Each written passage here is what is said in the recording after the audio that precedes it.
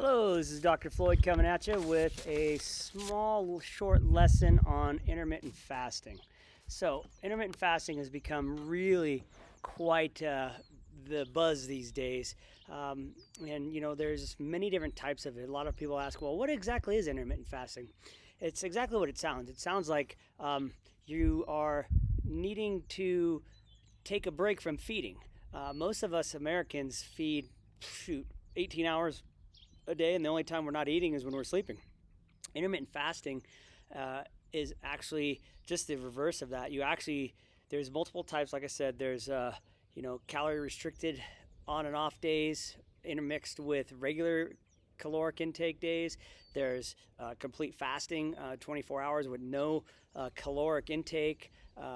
There's also the time restricted feeding, which I'm a big fan of. The time restricted feeding, I think it's the easiest, and actually it's got just as many benefits as the other types of fasting. There is a fasting mimicking diet by Walter Longo, who is one of the world's premier fasting experts. And then there's also just straight up, multi-day water only fasting. So there's a question about who is going to fast and why do people fast? Well, fasting has been around for millennia. It's been practiced by every major religion in the world as far as they can remember. For some reasons, the major world religions, all have specific calendar dates for fasting, and they did this even before there was any scientific basis that fasting was good for you.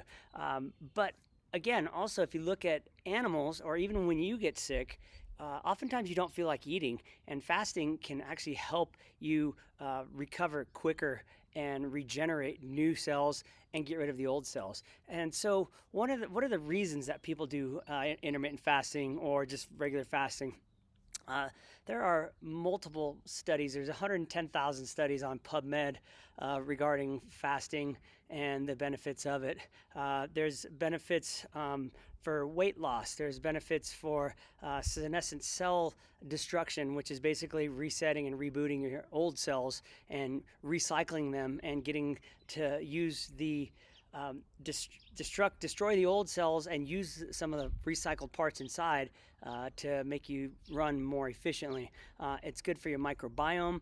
There have been studies that show that the fasting can change your microbiome in as little as 24 hours. And it's also good for hypertension, diabetes, and blood sugar control, as well as cancer and autoimmune disease. There have been multiple studies.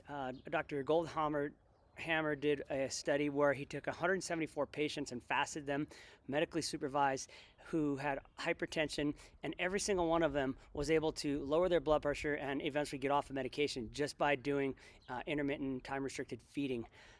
There's multiple studies that have shown people who are getting chemotherapy for cancer have better benefits from the chemotherapy and less side effects, including the nausea, vomiting, anorexia, and so on and so forth.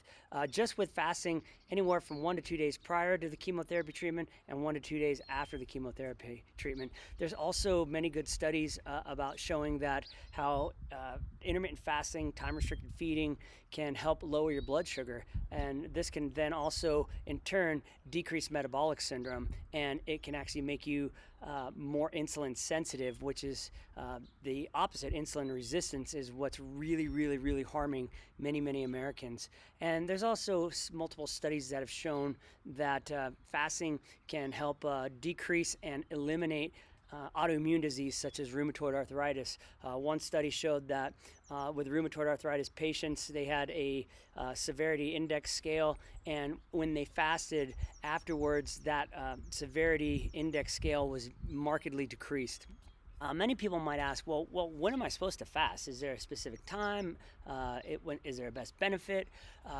Well, as I said, there's multiple times and multiple ways of doing fasting. There's time-restricted feeding, there's early time-restricted feeding, there's prolonged fasting, there's a fasting mimicking diet, and so on and so forth. Dr. Goldhammer, he recommends that everybody fast every single day of the week, and that's what I do personally. I fast 16 to 18 hours every day, and I eat in my time feeding window, and I eat my whole calories worth for the day in that 6 or 8 hour window. Ideally, you want to go at least 16 hours. 18 hours could be even better. And then actually, every once in a while, I will take it and go 24 plus hours just because I eat dinner the night before and I don't eat dinner till later again the next day. So that's a quick little breakdown on intermittent fasting. I hope you enjoyed it, and I hope you get something out of this and give it a try. You'll like it. You may be hungry at first couple days, first couple weeks, but your body really gets used to it, and actually you'll find that you're spending less time preparing meals, cleaning meals, eating meals, and actually you're spending less money throughout the days, the hours that you're fasting. Fasting has a positive benefit on a multitude of aspects on one's life. So go out, give it a try, and see how you like it. Just one caveat on fasting. Most people should do it, but there's a couple of people who should not try intermittent fasting without the advice of their doctor. One of those is pregnant and nursing women, people with anorexia, and